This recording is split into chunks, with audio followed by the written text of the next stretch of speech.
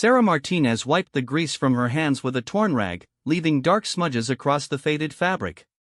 The morning sun filtered through the dusty windows of Rodriguez Auto Repair, casting long shadows across the cluttered garage floor. At 24, she had spent more hours under car hoods than most mechanics twice her age, but the customers who walked through those metal doors rarely saw past her ponytail and coveralls. The bell above the entrance chimed, and Sarah looked up from the transmission she was rebuilding. A middle-aged man in a pressed polo shirt stepped inside, his nose wrinkling at the smell of motor oil and rust. He clutched a set of BMW keys in his manicured hand, scanning the garage with obvious skepticism. "Is the owner here?" he asked, his voice carrying the impatience of someone accustomed to immediate service. Sarah straightened, wiping her hands again. "I'm Sarah Martinez. How can I help you?" The man's eyebrows rose slightly. "I need to speak with the mechanic. My 540i is making a grinding noise when I brake, and I don't have time for mistakes." "I am the mechanic," Sarah replied calmly, though she felt the familiar knot forming in her stomach. "Let me take a look."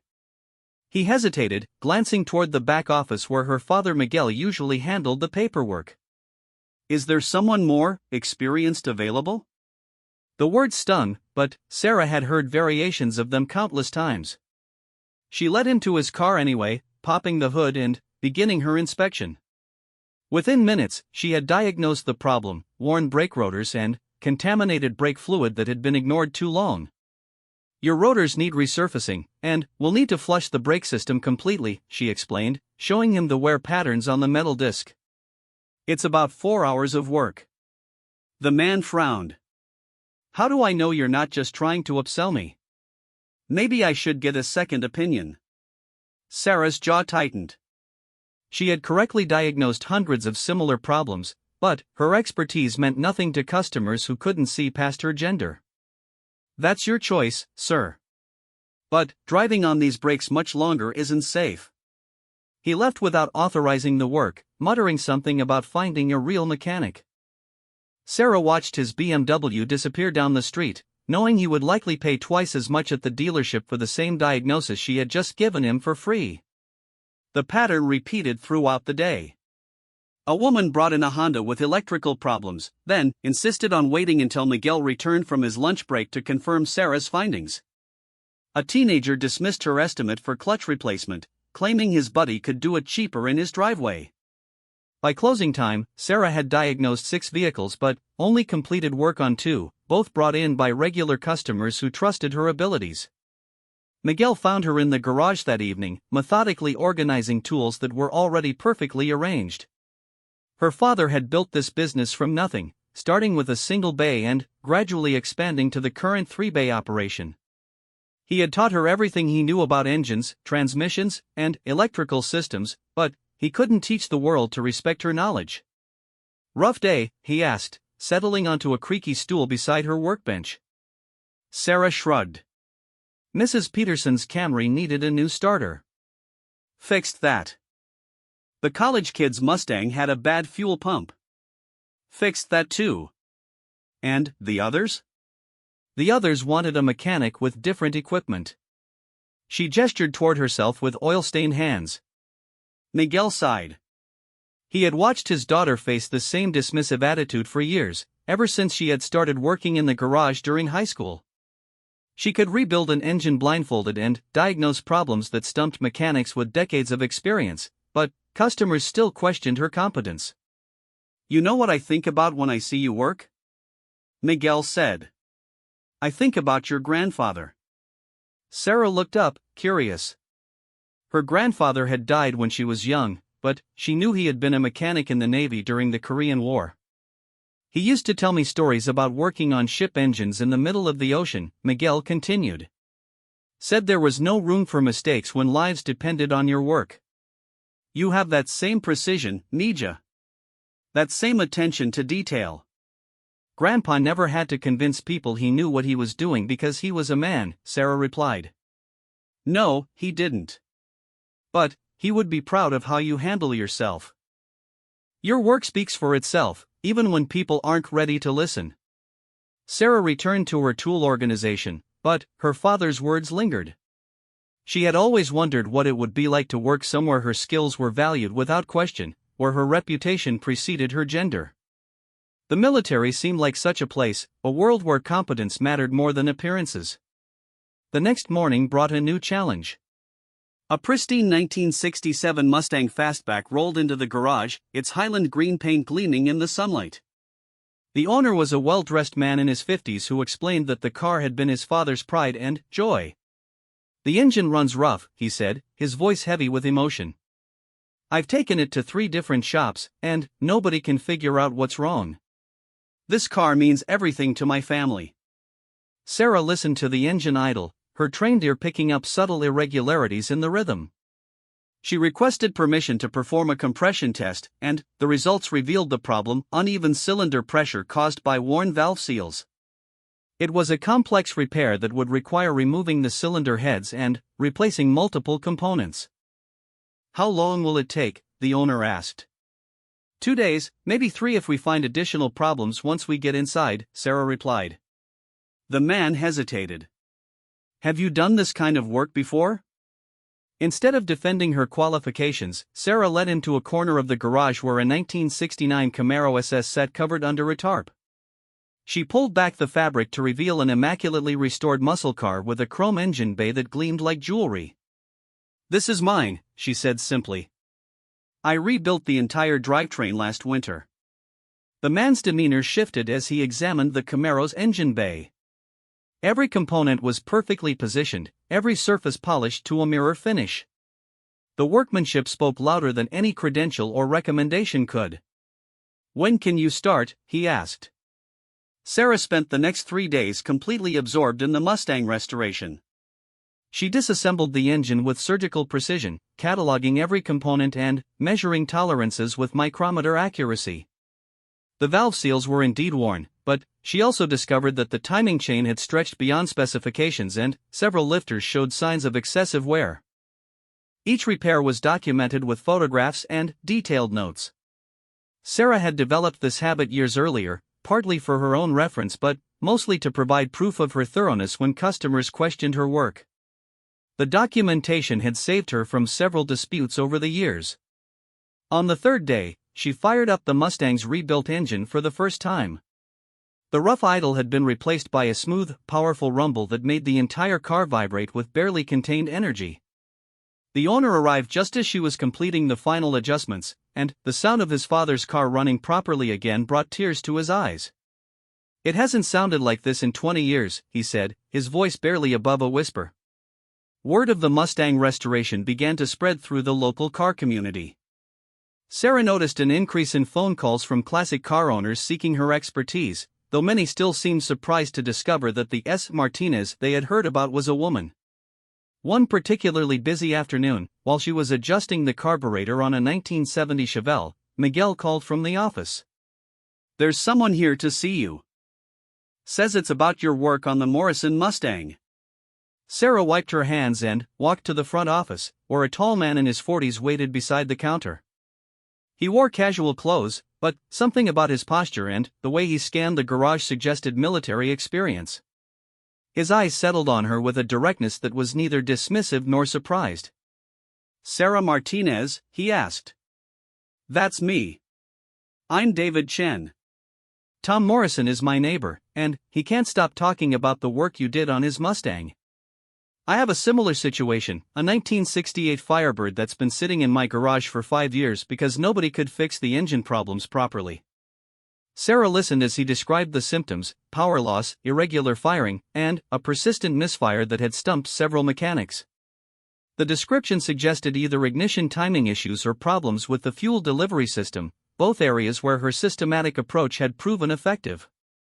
"I'll be honest with you," David continued. "I've heard good things about your diagnostic skills, and, frankly, I'm tired of dealing with mechanics who think throwing parts at a problem constitutes a repair." His straightforward manner was refreshing. No questioning of her qualifications, no surprised looks when she spoke knowledgeably about engine internals. Just a customer who had done his research and wanted competent work performed on his vehicle. "When would you like me to look at it?" Sarah asked. "How about this weekend? I can bring it by Saturday morning. As David left the shop, Sarah realized that something about their interaction felt different. He had treated her like any other skilled professional, discussing technical details without condescension or skepticism. It reminded her of the respect she occasionally received from other mechanics who knew her reputation, but it was rare to encounter such an attitude from a customer upon first meeting. The week passed quickly, filled with routine repairs and maintenance work. Sarah found herself looking forward to the Firebird project, partly because classic car restoration challenged her skills in unique ways, but mostly because she sensed that David Chen would judge her work solely on its merits. Saturday morning arrived gray and drizzle, typical for the season. Sarah was organizing her diagnostic equipment when she heard the distinctive rumble of a classic muscle car struggling with engine problems. The Firebird that rolled into the garage was a beautiful example of late 60s automotive design, its blue paint slightly faded but the body remarkably free of rust. David climbed out of the driver's seat, shaking his head. Getting worse. Almost didn't make it the last 2 miles. Sarah popped the hood and began her initial assessment. The engine bay was clean and well-maintained, suggesting that David had taken good care of the mechanical components even while dealing with performance problems. She noticed immediately that several vacuum lines had been rerouted from their original positions, indicating that previous mechanics had attempted various fixes. "Tell me about the repair history," she said while examining the ignition system. David pulled out a folder containing receipts and notes. 3 different shops over 2 years. New distributor, new carburetor, new ignition coil, new plug wires. Everything fires up fine when cold, but after 10 minutes of driving, it starts missing and losing power. The systematic documentation impressed Sarah. Most customers arrived with vague descriptions and no records, making diagnosis more difficult. David's organized approach suggested someone accustomed to methodical problem solving. She connected her diagnostic equipment and began testing various systems while the engine was cold. All readings appeared normal: good compression, proper ignition timing, adequate fuel pressure. But Sarah had learned that intermittent problems required patience and careful observation to identify. "Mind if I take it for a test drive?" she asked. "Be my guest. Keys are in it." Sarah drove the Firebird through the neighborhood, letting the engine reach operating temperature while monitoring its behavior. For the first few miles, everything seemed perfect. The engine pulled strongly through all gears, the transmission shifted smoothly, and the overall driving experience reminded her why these classic muscle cars had become so desirable. Then, just as David had described, the problems began. A subtle miss at first, barely noticeable except to someone listening carefully. Within another mile, the misfire became more pronounced, and the engine began losing power under acceleration. Sarah returned to the garage with a theory forming in her mind. The symptoms suggested a heat-related problem, something that functioned properly when cold but failed as temperatures rose. She had encountered similar issues before, usually related to ignition components that deteriorated under thermal stress. Back in the garage, she began systematically testing components while the engine was hot. The ignition coil tested within specifications, as did the distributor and plug wires. But when she examined the pickup coil inside the distributor more closely, she found subtle signs of heat damage, microscopic cracks in the insulation that would cause intermittent signal loss as the component heated up. "Found it," she announced, showing David the damaged pickup coil. This component generates the signal that tells the ignition system when to fire each cylinder. When it gets hot, these cracks open up and the signal becomes intermittent. David examined the small component, noting the hairline cracks that were barely visible to the naked eye. 3 mechanics looked at this distributor and missed that? "It's easy to miss if you're not looking specifically for heat-related failures," Sarah replied diplomatically. "The component tests fine when cold, so unless you check it under operating temperature, the problem doesn't show up."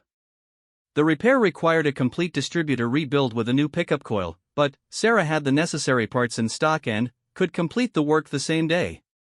As she disassembled the distributor, David watched with obvious interest, asking intelligent questions about the timing mechanism and advanced systems. "You seem to know something about engines," Sarah observed. Occupational necessity, he replied. I work with machinery that has to function reliably under extreme conditions. When something breaks down, you need to understand why it failed and how to prevent it from happening again. Sarah nodded, understanding the mindset. Reliability was everything in automotive repair. A customer's safety often depended on the quality of her work. She applied the same methodical approach to every repair, regardless of whether the vehicle was a daily driver or a weekend toy. The distributor rebuild took most of the afternoon. Sarah carefully replaced all worn components and calibrated the timing mechanism to factory specifications. When she installed the rebuilt unit in the Firebird, the difference was immediately apparent. The engine idled smoothly and responded crisply to throttle inputs. "Let's take it for another test drive," she suggested. This time, the Firebird performed flawlessly. Sarah drove it hard through several heat cycles, but the intermittent misfire never returned. The engine pulled strongly all the way to redline, and the overall performance reminded her why these cars had earned their legendary status. Back at the garage, David examined the repair documentation that Sarah provided. Every step had been photographed and noted, creating a complete record of the work performed. The level of detail impressed him, suggesting a thoroughness that went beyond what most customers expected. "Exceptional work," he said, studying the before and after photos of the distributor components. "You clearly understand these systems better than the mechanics I dealt with previously." Sarah felt a flush of pride at the genuine appreciation in his voice. It was gratifying to work with someone who recognized quality craftsmanship and systematic problem solving. As David prepared to leave, he paused at the garage entrance. "Can I ask you something? Have you ever considered working in a different environment? Somewhere that might better appreciate your skills?" The question caught Sarah off guard. "What do you mean?" "I work with people who value competence above all else. Your diagnostic abilities and attention to detail would be highly valued in certain specialized fields." Before Sarah could ask for clarification, David handed her a business card. The contact information was minimal, just a name and phone number, but something about his manner suggested this was more than a casual networking gesture. "Think about it," he said, climbing into the perfectly running Firebird. "Sometimes the right opportunity comes when you're not looking for it." Sarah watched the Firebird disappear down the street, its engine note now smooth and powerful. She looked down at the business card, wondering what kind of opportunity David Chen might have in mind. 3 weeks passed before Sarah called the number on David Chen's business card. During those weeks, she faced the same daily frustrations that had plagued her career: customers who questioned her expertise, dismissed her recommendations, or demanded to speak with a real mechanic. The breaking point came when a man refused to let her change his oil because he didn't trust a woman to handle something so important. Sarah dialed the number during her lunch break, sitting in her restored Camaro behind the garage. David answered on the second ring, his voice carrying the same direct professionalism she remembered. "I've been thinking about what you said," Sarah began, feeling awkward about the conversation. "About different opportunities. I was hoping you'd call. Are you free this Saturday afternoon? There's something I'd like to show you." He provided an address about an hour's drive from the garage, in a part of the county Sarah rarely visited. The location seemed oddly remote for a business meeting, but something about David's manner had earned her trust during their previous interactions. Saturday afternoon found Sarah driving through increasingly rural terrain, following GPS directions toward coordinates rather than a street address. The roads became narrower and less maintained as she traveled deeper into the countryside. She began to wonder if she had made a mistake when she spotted a small sign marking a private road. The road led to a compound surrounded by high fencing, with a security checkpoint that looked more military than civilian. A guard approached her Camaro, his uniform bearing no identifying patches or insignia. "Sarah Martinez?" he asked professionally. "That's me. Mr. Chen is expecting you. Please follow the road to Building C and park in the designated visitor area." The compound beyond the checkpoint resembled a small industrial complex, with several nondescript buildings scattered across manicured grounds. Sarah noticed that the parking areas contained an unusual mix of vehicles, practical trucks and SUVs alongside some serious performance cars that suggested the people working here had both taste and resources. Building C turned out to be a large warehouse-style structure with bay doors that reminded her of the garage back home, except everything here was newer and more sophisticated. David emerged from a side entrance as she parked, wearing work clothes that somehow looked more purposeful than casual. "Thanks for coming," he said. "Ready for a tour?" Sarah followed him through the bay doors into a workspace that made her father's garage look primitive by comparison. The facility contained more than a dozen vehicle bays, each equipped with hydraulic lifts, computerized diagnostic equipment, and tool sets that represented tens of thousands of dollars in investment. But what caught her attention immediately was the variety of vehicles being worked on. Military Humvees sat alongside civilian pickup trucks that had been extensively modified with additional armor plating and communication equipment. Several motorcycles were in various stages of customization, their frames reinforced and engines tuned for performance beyond factory specifications. In one corner, technicians worked on what appeared to be a small watercraft, though its sleek design suggested capabilities far beyond recreational use. "What is this place?" Sarah asked, her voice filled with wonder. "Think of it as a specialized automotive facility," David replied. "We modify and maintain vehicles for clients who have very specific requirements." Sarah walked between the bays, examining the work in progress with a practiced eye. The level of craftsmanship was exceptional. Every modification appeared to be engineered rather than improvised, with attention to reliability and performance that impressed her professional sensibilities. At one workstation, a technician was installing what looked like a standard exhaust system on a pickup truck. But closer inspection revealed that the exhaust components were more robust than typical automotive parts, and the mounting hardware suggested the system was designed to withstand more stress than normal driving conditions would require. "Custom work?" Sarah asked. "Everything here is custom," David confirmed. "Our clients need vehicles that perform reliably under conditions that would destroy standard equipment." They paused beside a bay where a woman about Sarah's age was working on the suspension system of a modified SUV. The technician looked up from her work, wiping grease-stained hands on coveralls that bore the same professional appearance as David's clothes. "Sarah, meet Jennifer Park," David said. "Jen, this is the mechanic I was telling you about."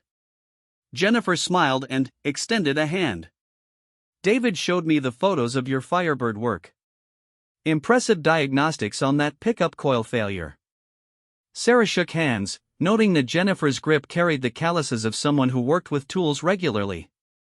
It was refreshing to meet another woman in the automotive field, especially one who seemed to work in an environment where her gender wasn't constantly questioned. "How long have you been here?" Sarah asked. 3 years next month," Jennifer replied. "Best job I've ever had." "The work is challenging, the equipment is top-notch, and nobody cares about anything except whether you can do the job properly." The tour continued through additional work areas that revealed the scope of the operation. One section contained a machine shop where technicians fabricated custom components from raw materials. Another area housed electronic specialists who worked on communication and navigation systems that looked far more sophisticated than anything Sarah had seen in civilian vehicles. "We handle everything in-house," David explained. "Design, fabrication, installation, and ongoing maintenance. Our clients need to know that their vehicles will perform exactly as specified when their lives depend on it." The phrase caught Sarah's attention. She had heard similar language from her father when he talked about her grandfather's Navy service, but this facility clearly served more than military customers. The mix of vehicle types suggested clients from various backgrounds who shared a common need for reliable, high-performance transportation. They ended the tour in a conference room that overlooked the main work floor. Through the windows, Sarah could see the controlled activity of a well-organized operation where every person seemed to know exactly what they were doing. "So what do you think?" David asked. Sarah chose her words carefully. "It's impressive. The equipment, the organization, the quality of work. But I'm not sure I understand what this has to do with me." David leaned back in his chair, studying her with the same direct gaze she remembered from their first meeting. We're always looking for technicians who combine diagnostic skills with attention to detail. Your work on the Firebird demonstrated both qualities. I appreciate the interest, but I'm not sure I'm qualified for whatever type of work you do here. What makes you think you're not qualified? Sarah gestured toward the work floor below. This looks like specialized military or government work. I fix cars for people who need transportation to grocery stores and soccer games. Transportation is transportation, David replied.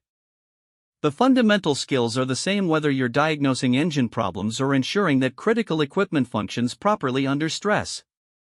We can teach anyone the specific procedures and protocols. What we can't teach is the mindset that refuses to accept good enough when lives might depend on your work. The conversation continued for another hour, with David explaining more about the facility's mission without revealing details that Sarah sensed were classified. The organization provided specialized vehicle modifications and maintenance services for clients who operated in high-risk environments. Some were military or law enforcement, but others included journalists, humanitarian workers, and business people who traveled to dangerous regions. Our work saves lives, David said simply. When someone drives through a war zone or responds to a natural disaster, they need to know their vehicle won't let them down. That level of reliability requires technicians who understand that every bolt they tighten and every system they test could mean the difference between someone making it home safely or not. The responsibility appealed to Sarah more than she had expected. At the garage, her work was important to customers who depended on reliable transportation, but the stakes here seemed higher. The idea of using her skills to protect people who risked their lives helping others resonated with values her father had instilled in her. What would the job involve? She asked. Initially, general mechanical work under supervision while you learn our specific procedures and security protocols. Your diagnostic skills would be particularly valuable for troubleshooting problems that develop in the field. David explained that the organization recruited technicians from various backgrounds, but they looked for specific qualities that couldn't be taught. The ability to work systematically under pressure, attention to details that others might overlook, and a commitment to excellence that went beyond meeting minimum standards. We also value people who can think independently, he continued. Our clients sometimes face situations that weren't anticipated during the design phase. Technicians who can adapt and solve problems creatively are essential to our mission.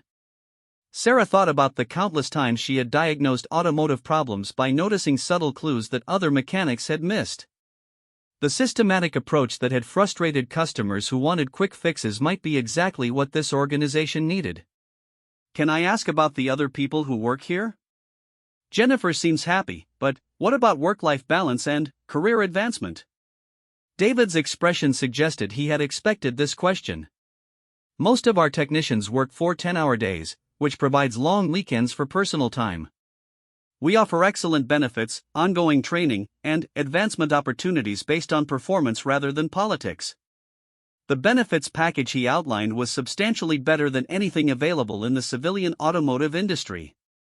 Health insurance that covered entire families, retirement contributions that doubled employee savings, and educational opportunities that included technical training and degree programs. There's one other thing you should know, David added. Some of our work requires travel. Not extensive, but occasionally technicians deploy to support field operations or provide on-site training. It's voluntary, but the experience is valuable for career development. The possibility of travel intrigued Sarah. She had rarely been outside her home state, let alone to the international locations where this organization apparently operated. The idea of seeing different parts of the world while using her mechanical skills appealed to her sense of adventure. As the afternoon concluded, David offered to let Sarah think about the opportunity without pressure. Take whatever time you need to consider it. This type of work isn't for everyone, but I think you'd find it rewarding.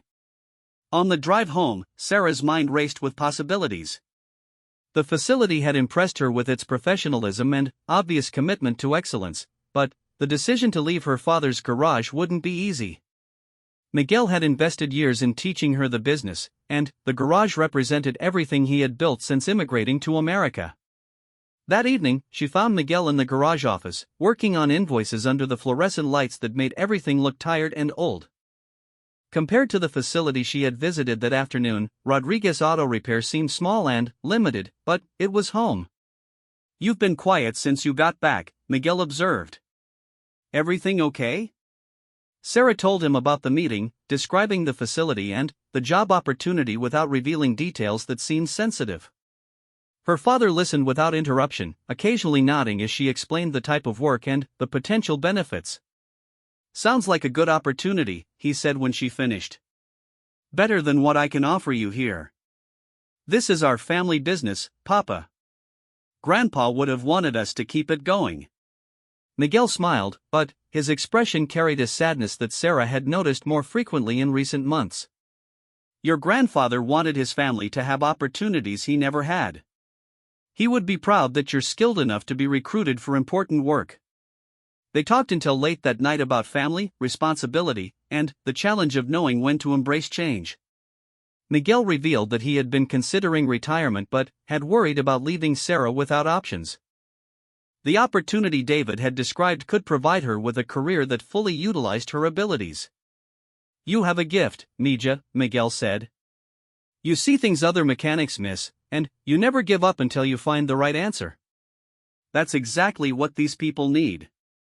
Over the following week, Sarah found herself paying closer attention to the daily frustrations of working at the garage. Customers who questioned her competence, suppliers who assumed Miguel made the technical decisions, and the constant struggle to prove herself in an industry that still viewed women as outsiders. The contrast with the respectful professionalism she had encountered at David's facility became more apparent each day. She also researched the benefits of working for organizations that supported military and humanitarian missions. The idea of contributing to work that protected people in dangerous situations appealed to her desire to make a meaningful difference beyond keeping commuter cars running. The decision crystallized during a particularly difficult interaction with a customer who demanded that Miguel verify her diagnosis of transmission problems. Despite providing clear evidence of internal component failure, the customer insisted that a woman couldn't possibly understand something as complex as automatic transmission operation. Miguel diplomatically supported Sarah's assessment, but the customer left to seek a second opinion elsewhere. "That's the last time," Sarah said quietly as the customer's car disappeared down the street. Miguel nodded, understanding that she had reached a conclusion. "When do you start?" Sarah called David that afternoon and accepted the position. They arranged for her to begin in 2 weeks, which would allow Miguel time to hire a replacement mechanic and transfer ongoing projects. The transition felt surprisingly natural, as if this opportunity had been waiting for her to recognize it. Her last day at Rodriguez Auto Repair was bittersweet. Regular customers stopped by to wish her well, and several expressed genuine surprise that she was leaving automotive work. Sarah explained that she would still be working with vehicles, just in a different environment where her skills would be applied to more specialized applications. Jennifer Park arrived that afternoon to help Sarah load her personal tools into the Camaro. The two women had spoken several times during the transition period, and Sarah appreciated having a mentor who understood both the technical aspects of the job and the experience of being a woman in a male-dominated field. "Nervous?" Jennifer asked as they secured the last toolbox. "Excited," Sarah replied, surprising herself with the honesty of the answer. As she drove away from the garage for the last time as an employee, Sarah felt a mixture of emotions. The business had been her second home for years, and leaving felt like closing an important chapter of her life. But the future held possibilities that she had never imagined, and the chance to use her skills in service of something larger than routine automotive maintenance filled her with anticipation.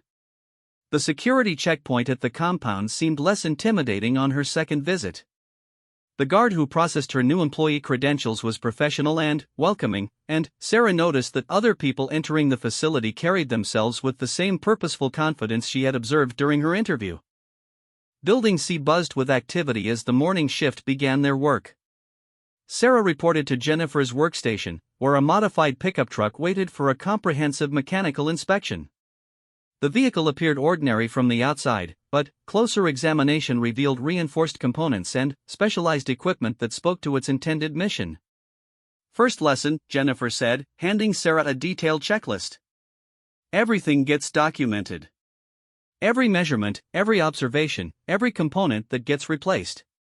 Our clients need to know exactly what work was performed and why.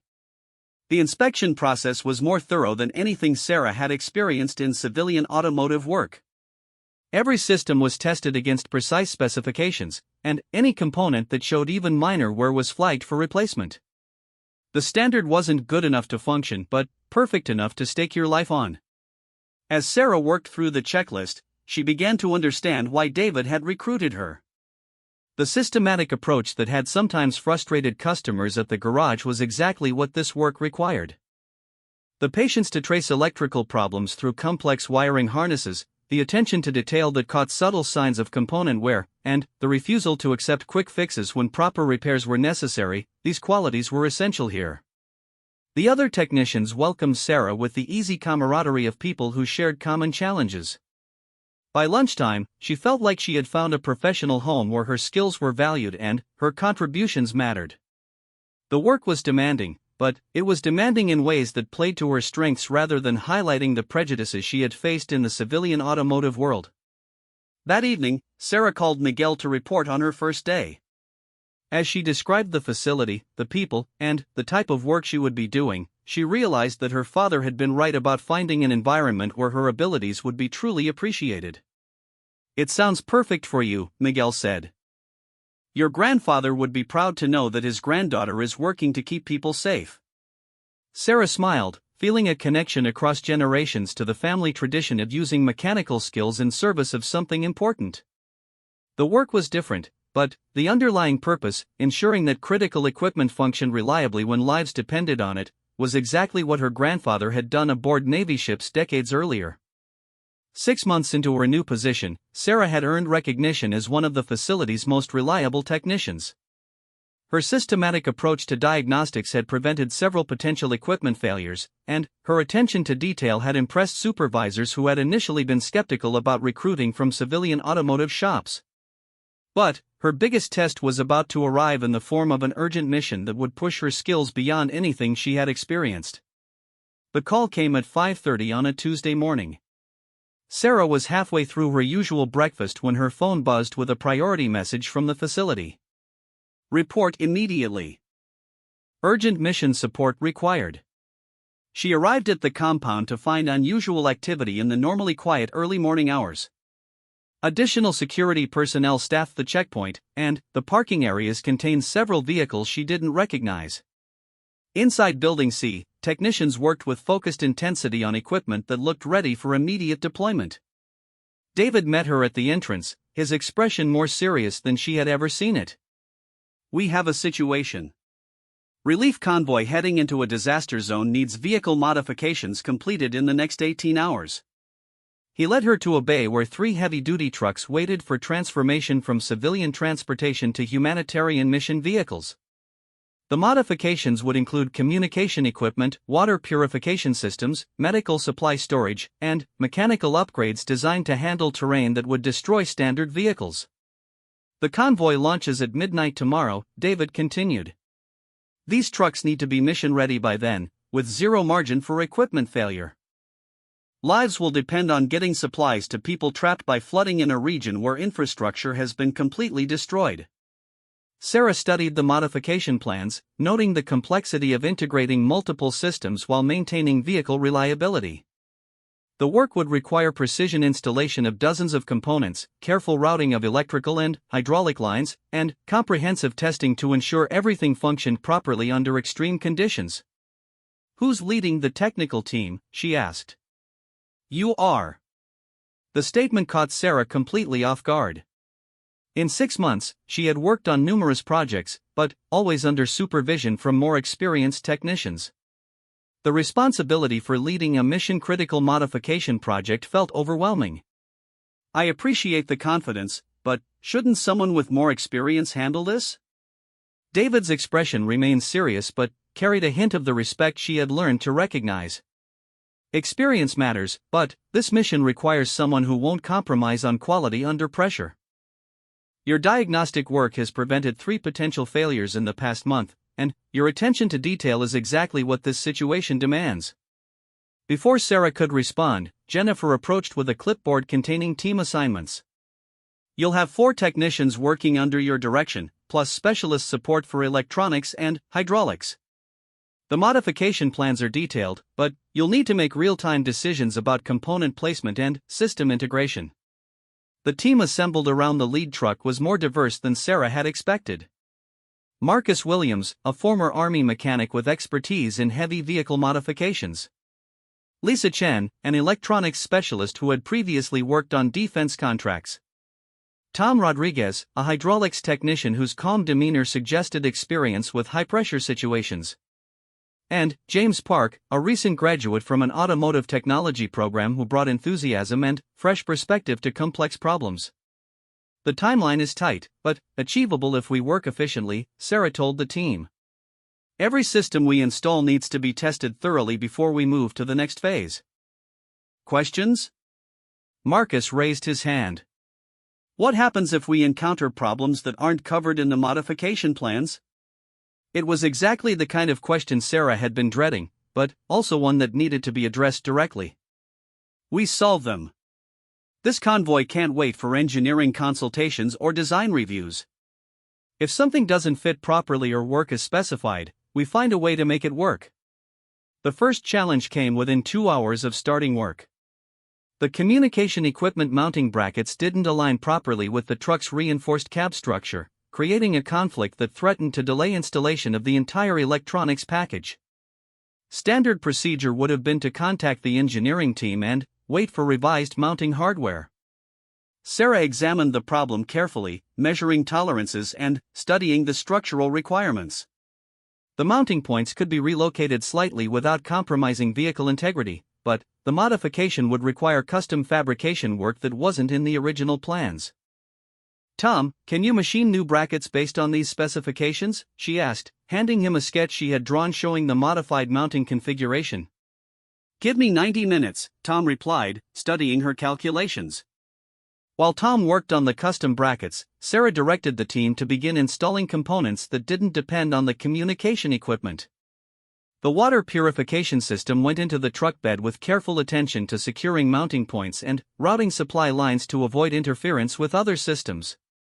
Lisa worked on the electrical distribution panel, adding circuits for the various systems while ensuring that total power requirements didn't exceed the upgraded alternator capacity. The complexity of integrating multiple electrical systems without creating interference or overload conditions required constant coordination between team members. Power consumption looks good so far, Lisa reported. The LED lighting upgrades are drawing less current than anticipated, which gives us margin for additional equipment. Sarah made a note of the power margin, knowing that field conditions often required equipment modifications that hadn't been planned during the design phase. Excess electrical capacity could be the difference between mission success and failure when emergency situations demanded creative solutions. The hydraulics installation presented the next major challenge. The truck's power steering system needed to be modified to operate additional hydraulic equipment while maintaining full steering capability under all conditions. Tom's expertise proved invaluable as he designed a secondary hydraulic circuit that operated independently of critical steering functions. This configuration gives us redundancy, Tom explained as he connected the final hydraulic lines. If the auxiliary system fails, steering remains unaffected. And if steering hydraulics fail, we can use the auxiliary system for emergency steering assist. By lunchtime, the team had established a rhythm that maximized efficiency while maintaining the quality standards the mission required. Sarah found herself dividing time between hands-on installation work and coordination activities that ensured all systems would integrate properly. The afternoon brought news that raised the stakes even higher. David found Sarah calibrating the water purification system and delivered an update that changed everything about the mission timeline. Weather reports show the flood situation deteriorating faster than expected, he said quietly. The convoy needs to launch 6 hours earlier than planned. Sarah felt her stomach drop. 6 hours represented a quarter of their remaining work time, and several critical systems still needed installation and testing. The team had been working efficiently, but the compressed timeline would require them to parallel activities that were supposed to be completed sequentially. Can we modify the mission parameters to reduce equipment requirements? She asked. Negative. The people they're trying to reach have been without clean water and medical supplies for 3 days. Everything on the list is essential for keeping them alive until permanent relief arrives. Sarah gathered the team and explained the situation without sugarcoating the challenge they faced. We need to complete 18 hours of work in 12 hours, and we can't compromise quality. Suggestions? Marcus spoke first. We can parallelize the installation work if we're careful about coordination. 3 people can work on Truck 2 while Truck 1 finishes testing. Lisa nodded agreement. The electronics installations are essentially identical. Once we debug the first truck, the other 2 should go faster. James, the newest team member, raised a hesitant hand. What if we pre-stage components for Trucks 2 and 3 while Truck 1 is being tested? We could save setup time. It was exactly the kind of thinking Sarah had hoped to encourage. Good idea. Let's reorganize the workflow to maximize parallel activities. The next 6 hours tested every skill Sarah had developed during her automotive career. The systematic approach that had served her well during complex diagnostics became essential for managing multiple concurrent activities without losing track of critical details. Truck 1 completed its initial testing at 7 p.m., revealing 2 problems that needed immediate attention. The communication equipment experienced intermittent signal loss, and the water purification system drew more power than the electrical calculations had predicted. Sarah diagnosed the communication problem as interference from the LED lighting system, an issue that could be resolved by rerouting power cables and adding filter components. The power consumption problem required recalculating electrical loads and upgrading the auxiliary battery system to handle peak demand periods. How long for the fixes? David asked, checking his watch against the revised departure timeline. 2 hours if everything goes smoothly, Sarah replied. 4 hours if we encounter complications. David nodded, understanding the implications. I'll inform the convoy commander. They'll wait for the trucks, but every hour of delay means people in the disaster zone go longer without supplies. The pressure of knowing that lives hung in the balance added intensity to work that was already challenging. Sarah found herself double-checking every connection and testing every system more thoroughly than the standard procedures required. Failure wasn't an option when people's survival depended on the equipment functioning properly. The communication interference proved easier to resolve than expected. Lisa identified the specific LED circuits causing the problem and installed filter components that eliminated the interference without affecting system performance. The power consumption issue required more extensive modifications, including installation of additional battery capacity and recalibration of the charging system. Testing the power system under full load, Sarah announced as she activated all electrical systems simultaneously. The truck's electrical system handled the increased demand without problems, but Sarah noticed that the engine operated slightly hotter than normal under maximum electrical load. Additional testing revealed that the alternator was working harder than anticipated, creating extra heat that could become problematic during extended operation in hot climates. We need better alternator cooling, she told Tom. Can you modify the airflow to the alternator without affecting engine cooling? Tom studied the engine compartment layout, noting the tight spacing between components. I can add a dedicated cooling duct, but it'll take 90 minutes to fabricate and install. Sarah checked the time against the departure schedule. The modification would push them right to the deadline, but operating the alternator without adequate cooling could cause failure during the mission. The decision highlighted exactly the kind of pressure David had warned her about, choosing between meeting deadlines and ensuring long-term reliability. Do it, she decided. Better to launch late with equipment that works than on time with equipment that fails. While Tom worked on the cooling modifications, Sarah directed the team to begin final systems integration on Trucks 2 and 3. The lessons learned from debugging Truck 1 allowed them to avoid similar problems, and both vehicles completed their installations without major complications. The final systems test began at 11 p.m., just 1 hour before the revised departure deadline. All three trucks needed to demonstrate that their modified systems functioned properly under simulated mission conditions. The test protocol included communication range verification, water purification output measurement, and electrical system performance under maximum load. Truck 1 passed all tests with no problems, validating the modifications Sarah had implemented. Truck 2 completed testing successfully, but Truck 3 revealed a problem with its hydraulic system that caused reduced performance under high-demand conditions. Sarah traced the problem to a hydraulic filter that had been over-tightened during installation, restricting fluid flow and reducing system pressure. The repair took only 15 minutes, but the discovery reinforced the importance of comprehensive testing before mission deployment. All trucks mission ready, Sarah reported to David at 11:45 p.m. David's expression showed both relief and appreciation as he reviewed the test results. Outstanding work. The convoy commander has been briefed on all system capabilities and maintenance requirements. As the three modified trucks rolled out of the facility toward their humanitarian mission, Sarah felt a satisfaction that went beyond professional accomplishment. Her technical skills had been tested under extreme pressure, and the equipment her team had prepared would help save lives in a disaster zone where failure wasn't an option. The experience had also revealed capabilities Sarah hadn't known she possessed. Leading a technical team under extreme time pressure required different skills than diagnosing automotive problems, but the systematic thinking and attention to detail that had made her successful as a mechanic translated directly to mission-critical project management. Jennifer found Sarah in the break room at 1 a.m., reviewing documentation from the convoy preparation. "How does it feel to complete your first emergency deployment project?" "Exhausting," Sarah replied honestly. "But also incredible. Knowing that equipment we prepared is helping people who really need it makes all the pressure worthwhile." "Wait until you see the after-action reports," Jennifer said with a smile. Hearing how the equipment performed in the field makes everything feel even more meaningful. Over the following weeks, Sarah received updates on the convoy's progress through the disaster zone. The modified trucks had performed flawlessly, delivering critical supplies to isolated communities and evacuating injured people to medical facilities.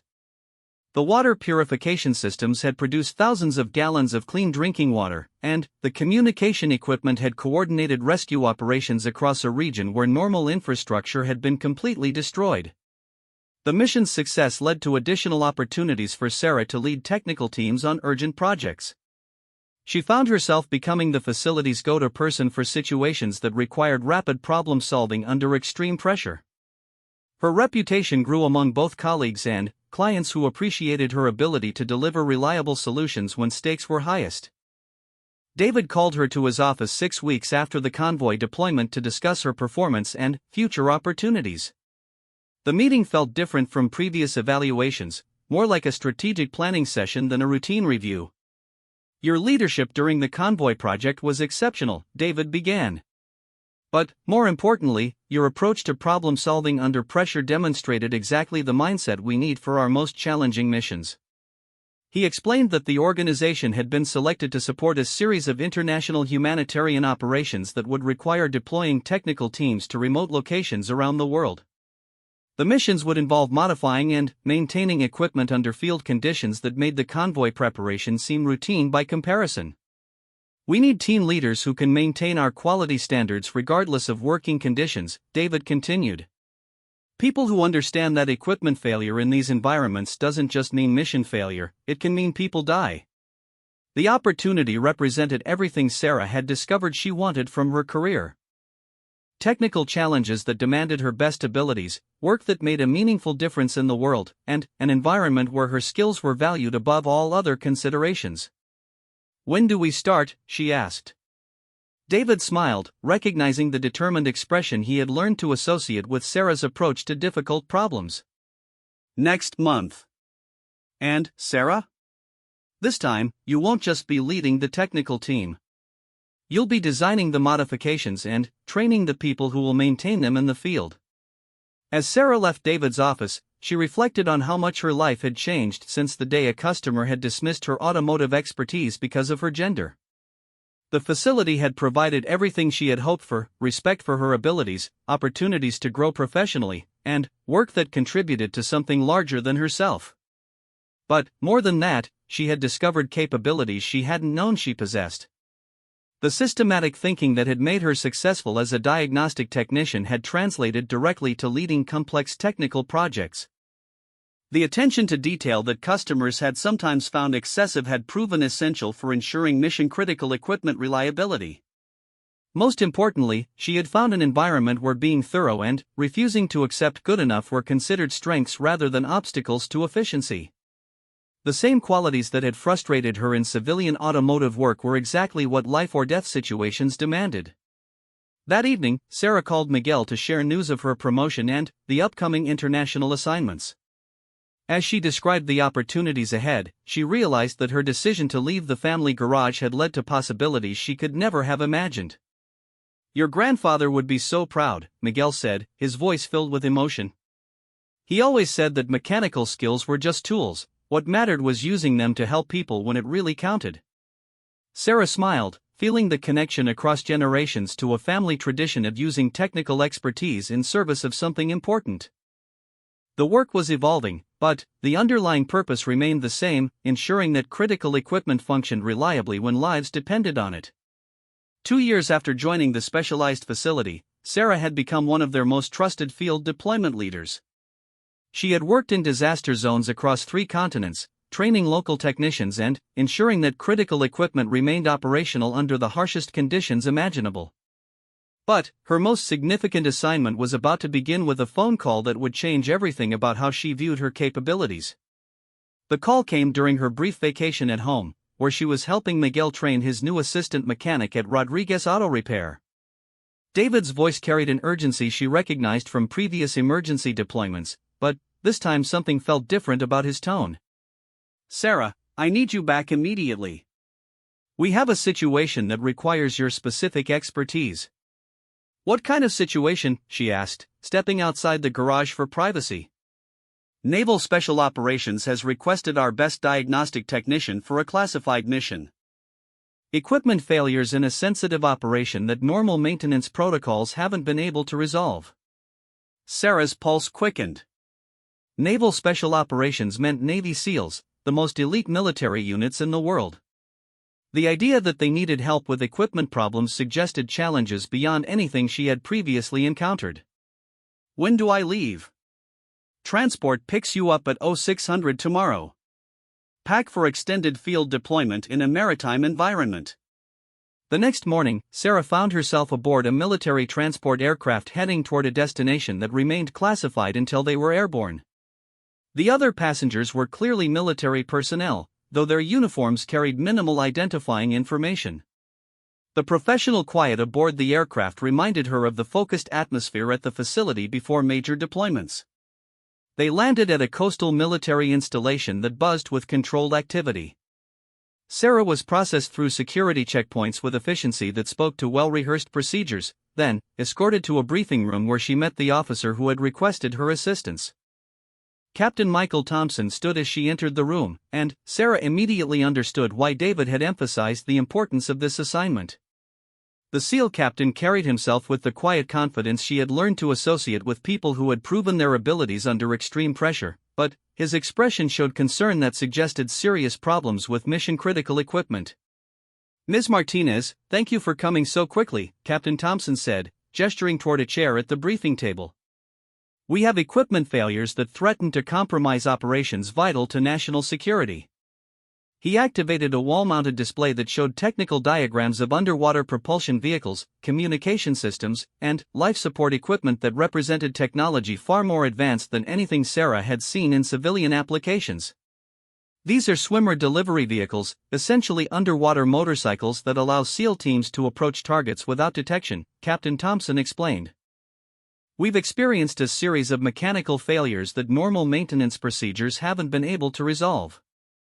Sarah studied the technical specifications, noting the complexity of systems that needed to function reliably in one of the most hostile environments on Earth. Underwater operations combined the challenges of marine conditions with the absolute requirement for stealth and reliability that characterized special operations missions. "What types of failures are you experiencing?" she asked. intermittent power loss, communication system malfunctions, and propulsion irregularities that develop after extended underwater operation. Our technicians have replaced components according to standard procedures, but problems persist. The description suggested systematic issues rather than random component failures. Sarah's experience with complex automotive diagnostics had taught her to look for underlying causes when multiple symptoms appeared together, and the same principles would apply to underwater vehicle systems. Can I examine the vehicles and review maintenance records? Captain Thompson led her to a secure maintenance facility where 3 SDVs waited in various stages of disassembly. The vehicles resembled sleek torpedoes with cockpits for 2 operators, their surfaces covered with sensors and equipment that spoke to their sophisticated capabilities. Sarah began her examination with the systematic approach that had served her well in previous complex diagnostics. She reviewed maintenance logs, component replacement records, and failure reports while familiarizing herself with the vehicle's technical specifications. The pattern that emerged reminded her of problems she had solved in high-performance civilian vehicles. Multiple systems were experiencing failures that seemed unrelated, but the timing suggested a common underlying cause that hadn't been identified by standard diagnostic procedures. All 3 vehicles show similar failure patterns, she told Captain Thompson after completing her initial assessment. The problems aren't random, there's something systematic causing multiple symptoms. Our technicians are among the best in the military, the captain replied. They've followed every diagnostic procedure in the manual. Sarah nodded, understanding both his confidence in his people and the frustration of persistent problems that defied standard solutions. Sometimes complex systems develop problems that require looking beyond normal procedures. Can I examine one of the vehicles more thoroughly? Captain Thompson approved extended diagnostic access, and Sarah began the kind of detailed examination that had revealed hidden problems in countless civilian vehicles. She traced electrical systems, tested mechanical components, and analyzed fluid samples with the patience that complex troubleshooting required. The breakthrough came during her examination of the vehicle's electrical distribution system. Hidden beneath waterproof housings, Sarah discovered corrosion patterns that suggested contamination from an unexpected source. The corrosion wasn't in locations where saltwater exposure would be expected, indicating that moisture was entering the electrical system through a pathway that hadn't been identified. Further investigation revealed that modifications made during a recent upgrade had created a subtle breach in environmental sealing. The breach was too small to cause immediate flooding but large enough to allow moisture infiltration that gradually corroded sensitive electrical connections. "Here's your problem," Sarah explained to Captain Thompson, showing him the corroded connections through a fiber optic inspection camera. This modification compromised the environmental seal, allowing moisture to attack electrical systems over time. The captain examined the inspection images with obvious interest. "How did our technicians miss this?" "The damage is hidden and develops gradually," Sarah replied diplomatically. "Standard diagnostic procedures wouldn't necessarily detect it unless you knew specifically what to look for. The repair required more than simply replacing corroded components." Sarah needed to redesign the environmental sealing system to prevent future moisture infiltration while maintaining the vehicle's stealth characteristics and operational capabilities. Working with the military technicians, she developed a solution that improved upon the original design.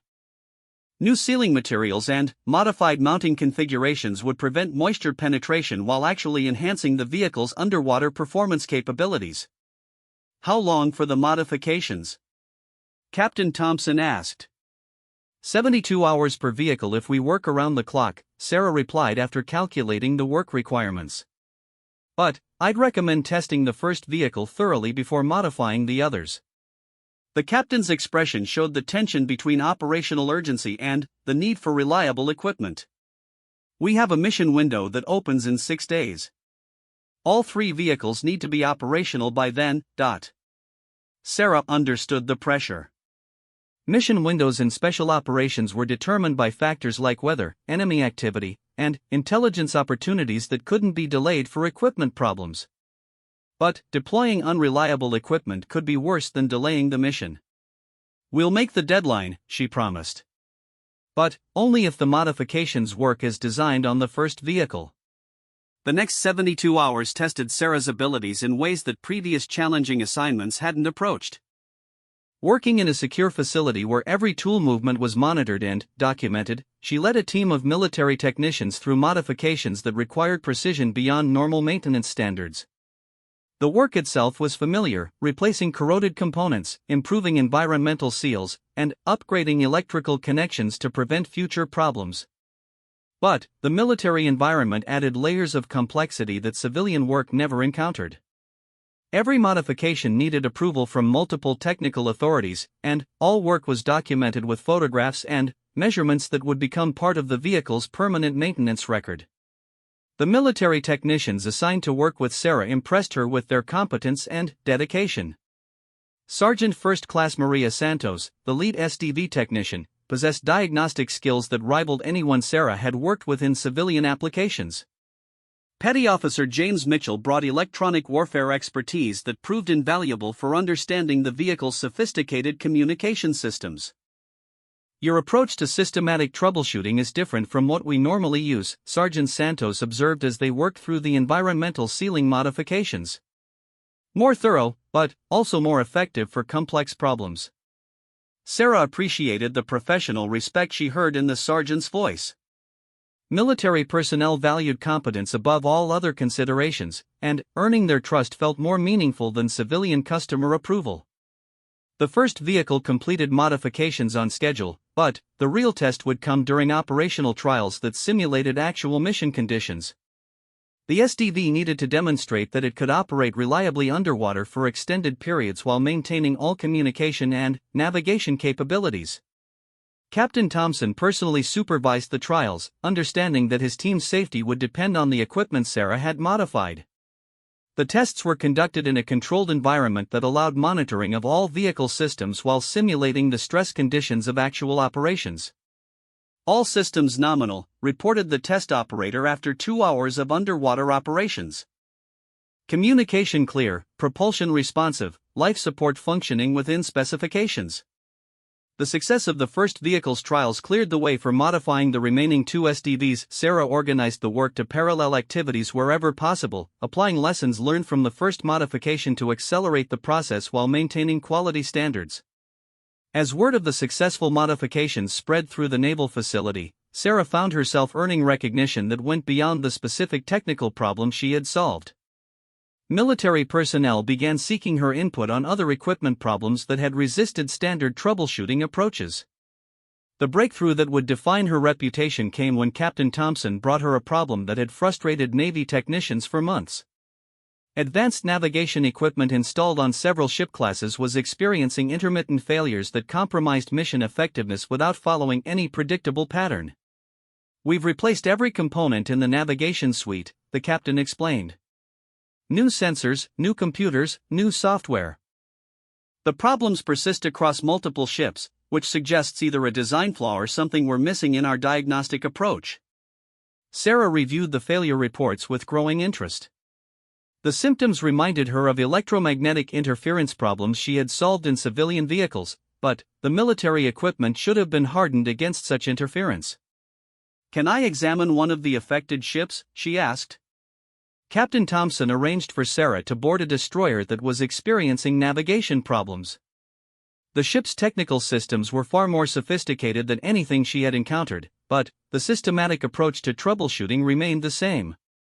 Working with the ship's electronics technicians, Sarah began tracing signal pathways and measuring electromagnetic emissions throughout the navigation system. The work required patience and methodical attention to detail, qualities that her automotive experience had developed. The problem revealed itself during her examination of cable routing in areas that had been modified during recent upgrades. New equipment installations had required rerouting navigation system cables through spaces that contained high-power radar transmitters. The electromagnetic fields from the radar were inducing interference in the navigation cables despite proper shielding. "The cable shielding is adequate for normal electromagnetic environments," Sarah explained to the ship's engineering officer. "But proximity to the radar transmitters requires additional isolation that wasn't considered during the modification planning." The solution required relocating critical navigation cables and installing additional electromagnetic shielding in areas where separation wasn't possible. The work was complex and time-consuming, but it addressed the root cause rather than just treating symptoms. Word of Sarah's success with the navigation problem reached higher levels of the naval command structure. Captain Thompson found her in the ship's electronics workshop 3 days later, carrying orders that would expand her role far beyond the original SDV assignment. "Admiral Morrison wants to meet with you," he said, his expression showing both respect and curiosity. "Your diagnostic work has solved problems that have been affecting fleet operations for months." The meeting with Admiral Morrison took place in a secure conference room aboard the base flagship. The Admiral was a compact man with gray hair and the kind of direct gaze Sarah associated with people who made decisions that affected thousands of lives. "Ms. Martinez, your work has impressed a lot of people who don't impress easily," Admiral Morrison began without preamble. "Captain Thompson tells me you approach equipment problems differently from our standard procedures." Sarah chose her words carefully, understanding that she was being evaluated for something beyond her current assignment. "Complex systems often develop problems that require looking at interactions between components rather than just individual failures, sir. My civilian automotive experience taught me to consider systematic causes when multiple symptoms appear together." "Exactly the kind of thinking we need," the Admiral replied. "I'm offering you a permanent position as a civilian technical specialist with the Naval Special Warfare Command. Your primary responsibility would be solving equipment problems that resist conventional troubleshooting." The offer represented an opportunity Sarah had never imagined. Working directly with the most elite military units in the world, solving technical problems that directly affected national security missions. The challenges would be enormous, but so would the impact of her work. "What would the position involve?" she asked. Admiral Morrison outlined a role that combined technical problem solving with field deployment to support operations around the world. Sarah would work with SEAL teams, special boat units, and other naval special operations forces to ensure their equipment functioned reliably under the most demanding conditions imaginable. "We need someone who can think independently under pressure," the Admiral continued. "Someone who doesn't give up when standard procedures don't work. Your diagnostic abilities could save lives and ensure mission success when failure isn't an option." The conversation continued for 2 hours, covering everything from security clearance requirements to career development opportunities within the Naval Special Operations community. By the time Sarah left the meeting, she understood that accepting the position would represent a fundamental change in her career trajectory. That evening, she called David to discuss the opportunity. Her mentor listened without interruption as she described the Admiral's offer and the scope of responsibilities it would involve. "It's exactly what I hoped would happen when I recruited you," David said when she finished. "You've proven that systematic problem solving and attention to detail are exactly what high-stakes operations require." Sarah also called Miguel, who listened with the quiet pride she had learned to recognize in her father's voice. "Your grandfather would be amazed to know that his granddaughter is working with Navy SEALs," he said. "He always believed that mechanical skills could take you anywhere if you were willing to work hard and never give up." The decision came during her final examination of the modified SDVs before their operational deployment. As she watched SEAL team members conducting pre-mission equipment checks with the kind of thoroughness that lives or death situations demanded, Sarah realized that she had found her true calling. The systematic approach that had frustrated automotive customers who wanted quick fixes was exactly what special operations required. The attention to detail that had seemed excessive in civilian applications was essential when equipment failure could compromise missions or endanger lives. Most importantly, she had discovered that the mechanical aptitude her grandfather had passed down through the family was more than just a way to make a living. In the right environment, with the right challenges, those skills could contribute to protecting the people who risked their lives defending others. When Captain Thompson found her completing the final SDV inspection, Sarah had made her decision. "Admiral Morrison is expecting an answer about the permanent position," he said. Sarah straightened from the vehicle she had been examining, thinking about the path that had led from a small family garage to the most elite levels of military technical support. Every challenge she had overcome, every customer who had doubted her abilities, and every problem she had solved through systematic persistence had prepared her for this moment. Tell the Admiral I accept, she said. When do we start? Captain Thompson smiled, the expression of someone who recognized exceptional competence when he encountered it. There's a SEAL team deploying next month with equipment that's been giving us problems. Think you can solve it? Sarah returned his smile, feeling the familiar excitement that came with complex technical challenges. That's what I do. As the 3 modified SDVs prepared for their operational deployment, Sarah reflected on how her career had evolved from proving her competence to customers who questioned her abilities based on gender to earning the respect of the most elite military units in the world based purely on results.